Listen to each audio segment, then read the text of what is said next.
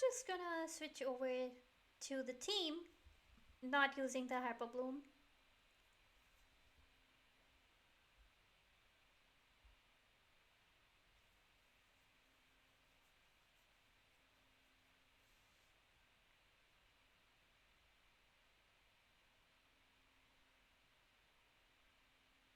And on the other side, I'll go with the wave instead. Because it takes the fun out of the game if you just rely on Hyper Bloom every time. I did the same last time too, showcased without using Hyper Bloom. Overload is a good reaction. Overload is a good reaction, yes. But I do not like enemies to be staggered away. You gotta make sure your positioning is good enough so that they all stay together.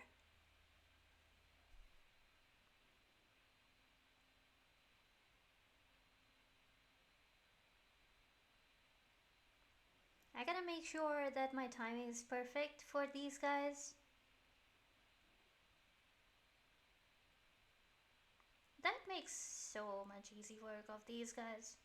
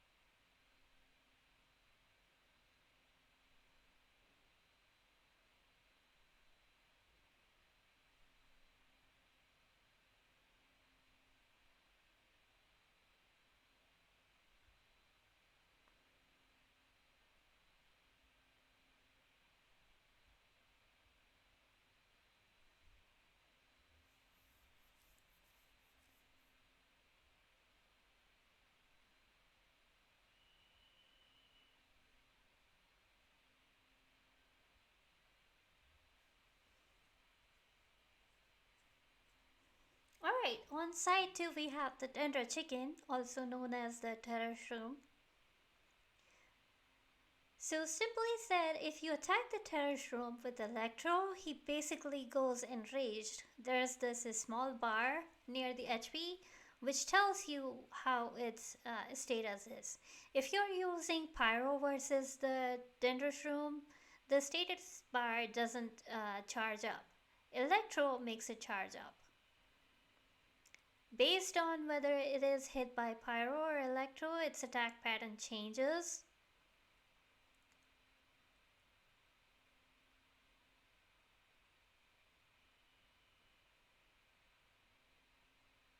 Like this now is on a raged pattern.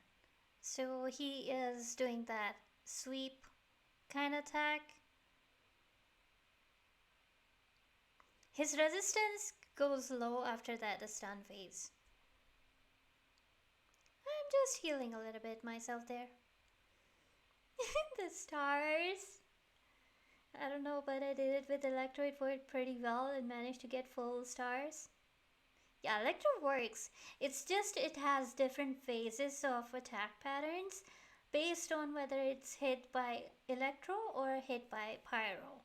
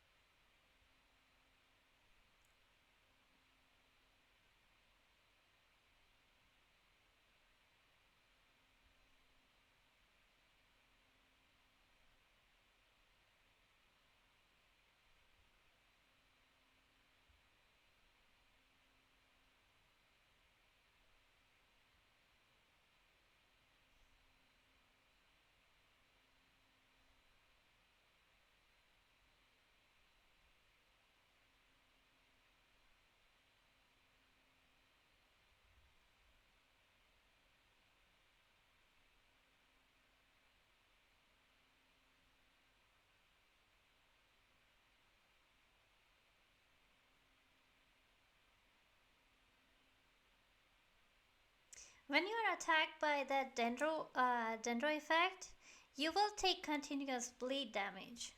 So you gotta be careful when they are getting hit, and also when they get hit by pyro, they will have this pyro shield on them. This floor is designed for Kazuha. It is.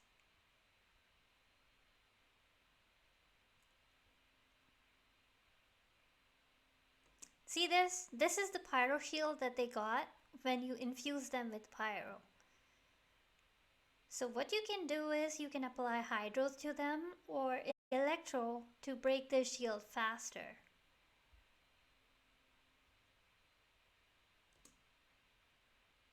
Breaking the shield also does increase damage for that duration of time. Not to mention that Newland kinda just dodges that wave on the ground because of his floating.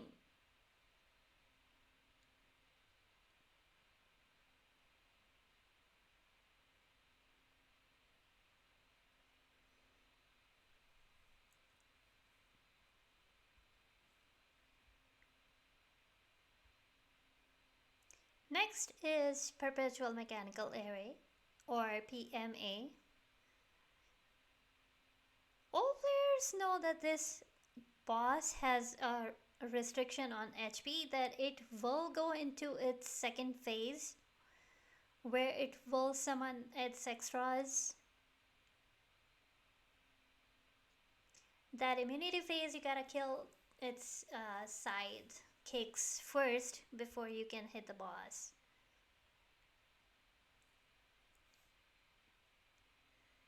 Why would I bring Pyro then? I mean, people do bring Overload teams like Raiden National, and they do bring Pyro in there. I will just not bring Pyro so they will not get their shields. The thing is, if you are swirling, there is still one of the enemies. They have 4 elements among themselves: the Geo Shielder, the Hydro, the Animo Shooter, and then also the Cryo one. Cryo or Hydro? Sorry, the Hydro one. So they have their element on themselves, and if you get hit by Pyro and you swirl it, there is still gonna be able to get that shield. I was not looking at the time, so I gotta read.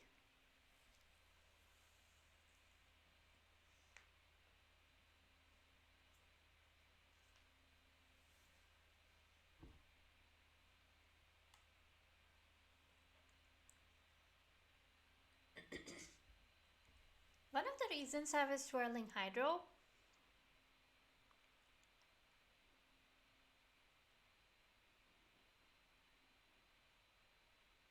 just to make sure I clear these guys first.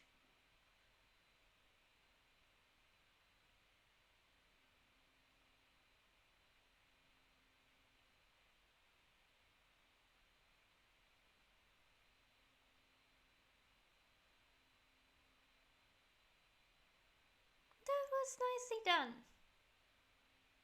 See that this is the Hydro guy. He does a charge attack and the swishing attack. This one is the Animal Bow character. He always runs away from you. Hey Jay, how's your stream going?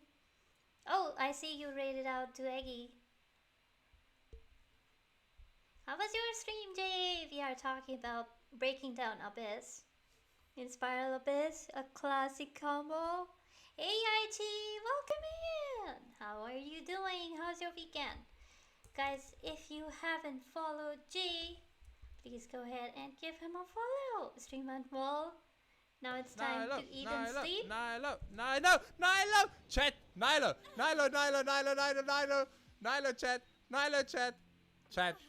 chat. No, the look! Why? Why? What? Also, guys, if you I'm haven't crying inside, chat. Also, if you haven't followed Yaiti, please go ahead and give him a follow too. No tickets for today? Yeah, no giveaway for today. We already did our weekly giveaway. That's some nice popping music.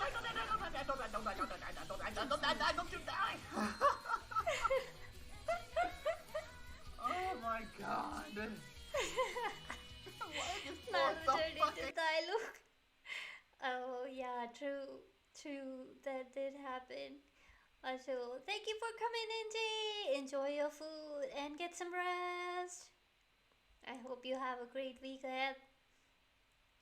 So yes, these guys. This is the animal archer. The pyro, he has a polearm, and the hydro one is using a saber. And yeah, basically the animal one is ranged. Hydro one will chase you and like push you around. Geo one does the shield thing. The pyro one applies pyro field damage, the one you can see around. So even if you don't take the pyro, he will still apply the pyro. So it doesn't concern, like you say that you don't want to take pyro in there. They're like rock band full squad, yes. They also have their own pyro field. So having a hydro on this side really helps out. To counter just this stupid pyro Dark Knight.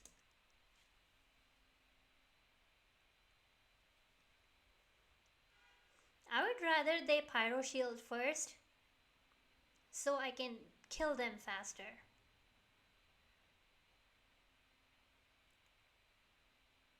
I was aiming for the pyro guy before they get the shield.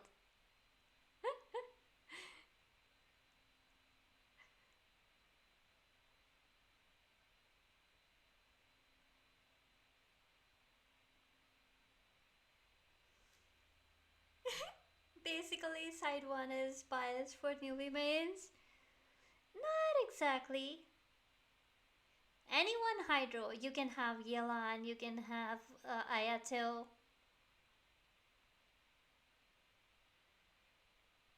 So this is where I heal, so I get the buff from Furina.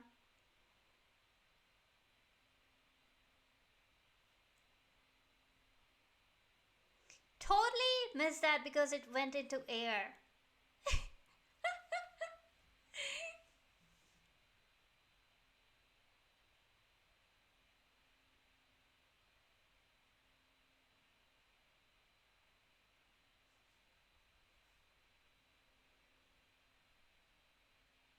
So this is now where it goes into its second phase. You have to make sure you are targeting the one with the rings. For those players who do not know how to fight perpetual mechanical array, this is the only target that you need to be careful about, that you need to focus on in the second phase. Target this, kill fast so you can go back to the main. It is symbolized by this ring around it.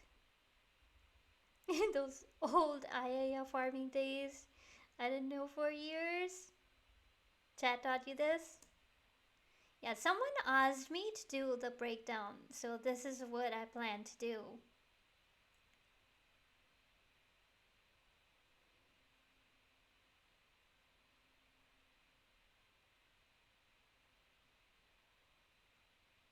Then it's the stun phase, you just kill.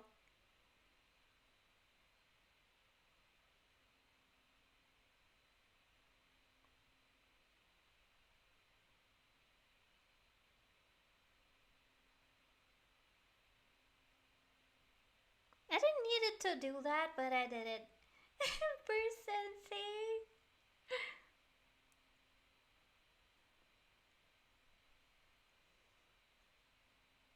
I'm not Sensei. Alright, so now we are coming over to the last Coppelia, the twins.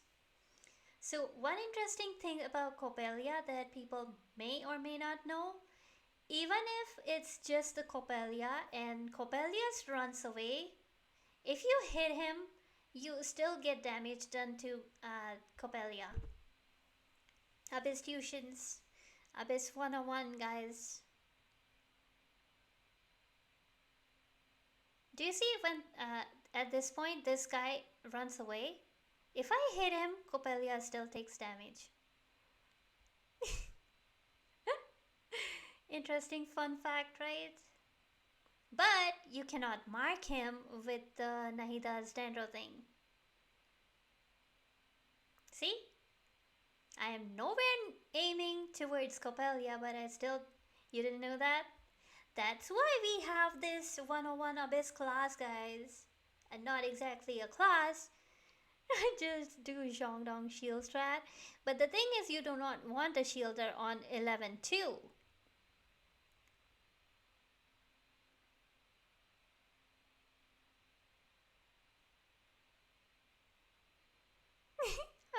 It will take double damage. I hit the both. Nahida is cannot mark the Coppelias. She can only mark Coppelia. Alright, this is where the shield bar comes in. You need a high plunge attack character, like say a Catalyst, not Catalyst, Claymore, or a Geo character. Ningguang works, Zhongli works, Ito works, Navia works. So I will be lurking, not this thing. I am showing a quick way to deal with this guy, guys. I only need 2 minutes of your time just to see what easily you can tackle this boss. Geo works, yes. Plunge attack characters with a claymore works. Don't have any of them. Yeah, not even Ningguang, cause Ningguang can bring down the shield being a catalyst user. No, unfortunate. That means you will have to brute force with a sword user. Klee also works because Klee has this a whole burst damage thing. Alright, continuing on. Zhongli E, Zhongli Alt, and the plus damage are the quickest one of the ways of breaking the shield. Once that shield breaks, here comes the kicker, guys. Who pulls for Klee though? But Klee is on the third banner there. Alright, so here comes the pneuma ousia thing that I was talking about. The orb on the boss is basically the. Wait. That went so fast. So I swapped to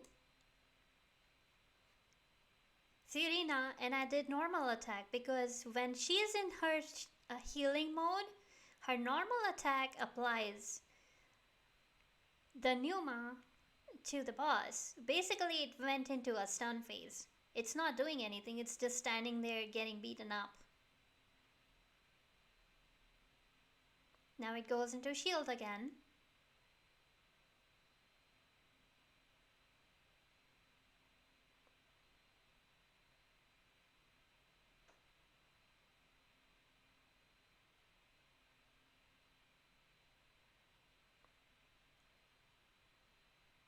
See, I broke it. That was a nice, neat one to see.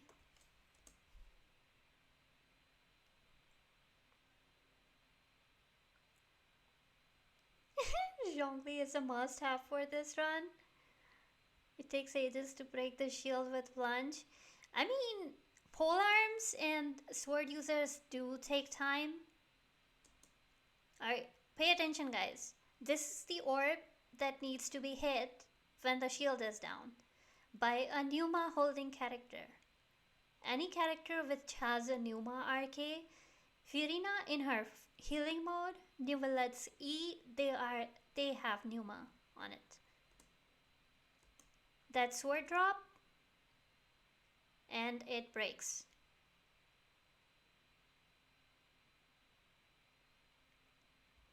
What if I don't? Then you're brute forcing it. When you stun the boss, it loses its resistance.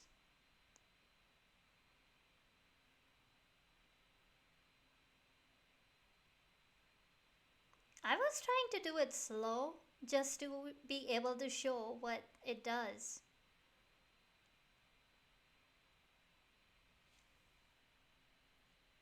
The whole thing of it was to show that it's easier to do it this way.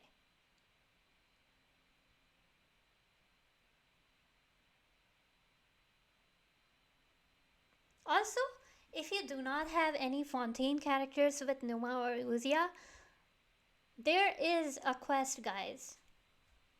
You are using Hyperbloom Bryden? Yes, so hear me out. There is a quest which is called The Unfinished Comedy, which is part of Narcissus Ordo series. There, it gives you a sword which can make normal characters wield Numa and Ousia. You can try swapping teams. Level up that sword, guys. You can equip that sword to any character which is sword user, and apply Numa and Ousia. You have that sword, you have it leveled up. You can use it on any sword characters and apply Numa and Ousia to this. EM loss though, you gotta balance it out with something else. Who's your sword user? It's an attack sword. Xingqiu can use that attack sword if you are using Xingqiu. Have Xingqiu hit the boss. Cookie can do it too. I mean, you can have EM Cookie and still have 600 EM and still be fine with it. But a little bit of EM loss is not gonna affect much. You're losing what, 180 EM sword? Or 160? Which sword are you using? To trade off for stunning the boss for that duration, basically it stops moving through that duration. You will not have to deal with the waves and dodging and all that. You can focus on the full DPS during that window of 10 seconds after stunning the boss. And without taking damage, you can focus on more damage. Because that boss has stopped doing that wave attack thing that it does when it's even broken shield, it still keeps doing. No rocks thrown at you, no waves being chucked underground on the floor. So you don't have to deal with any of those damages. You can directly just go and kill during that window every time you're using. But the Ordo sword has a typical thing that one time it will hit with Numa, the next time it will hit with Ousia. That's what the Ordo sword does. It makes the normal character hit with both, alternatively. If you put it on a Fontaine character, then it does uses the opposite of the ARKHE that character holds, something like that. But basically, you don't want to put it on a Fontaine character, but you can put it on any other sword user out there that you are gonna be using. Cookie is there, Xingqiu is there, Bennett is there. Bennett can use it.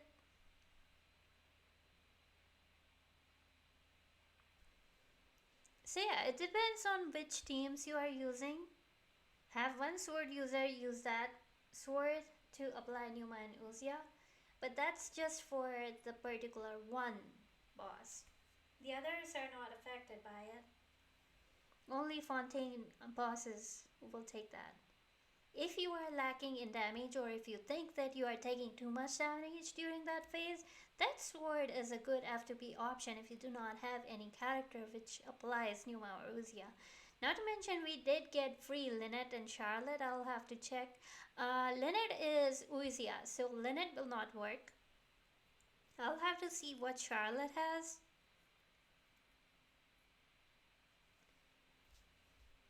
Give me a second.